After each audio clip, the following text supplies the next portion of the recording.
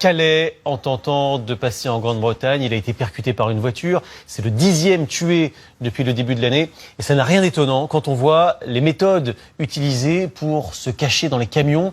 Des barrages sont montés sur les routes. Regardez, Marion Fiat et Soufiane Yassine ont passé une nuit aux côtés des forces de sécurité. Il est 3 heures du matin sur la rocade de Calais. Ces policiers de la brigade anticriminalité sont tombés sur un énième barrage de fortune. De gros troncs d'arbres placés là par des migrants pour stopper le trafic afin de monter dans un camion. C'est bon. Le principal, c'est que ça redémarre. Relance la circulation. Allez, on va. Relance la circuit, ouais. Les migrants sont éloignés à grands coups de grenades lacrymogènes. Halte au feu. Il serait 7000 à survivre dans la jungle de Calais, mais sur une surface de plus en plus restreinte. Peu à peu, l'État évacue le bidonville. Il y a quelques jours, les magasins et les restaurants tenus par les migrants ont été fermés par les services administratifs. Une situation de plus en plus difficile qui les pousse à tout tenter pour passer en Angleterre le plus vite possible, parfois au péril de leur vie. Ça coûte de plus en plus cher quand on veut faire appel à des passeurs, c'est de plus en plus dangereux quand on veut passer par ses propres moyens, ce qui explique effectivement les morts et les blessés. Lorsque la nuit tombe, des groupes de migrants se forment aux abords de l'autoroute. Les CRS et les policiers passent leur nuit à les dissuader.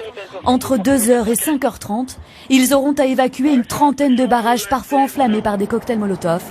La tension est permanente. Ouais, sur instruction STN, vous allez vous rendre au CH de Calais La tension, c'est avoir 80 migrants devant soi qui montent un barrage et être 3 ou 4. La tension, c'est le fait de répéter ces interventions toute la nuit. On a pu écouter cette nuit de 3h à 6h du matin, environ une intervention toutes les 10 minutes.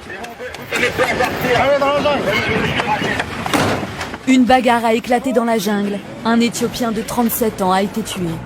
Les policiers doivent être partout à la fois et toute la nuit. La situation devient intenable. Mon plus grand souci, c'est d'être sûr que mes hommes rentrent à la maison. C'est ma plus grosse responsabilité. La responsabilité aussi des gens qui sont sur la rocade, des migrants qui meurent, c'est aussi ma responsabilité. Mais là où je me sens le plus, là où ma responsabilité est la plus grande, c'est par rapport à mes hommes.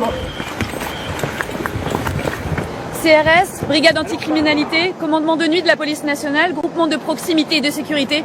En tout, une centaine d'hommes et de femmes auront tenté de repousser les assauts des migrants, mais en vain, car la nuit prochaine, tout recommencera. Dans le même temps, les faits de délinquance ont augmenté de près de 20% dans le centre-ville de Calais.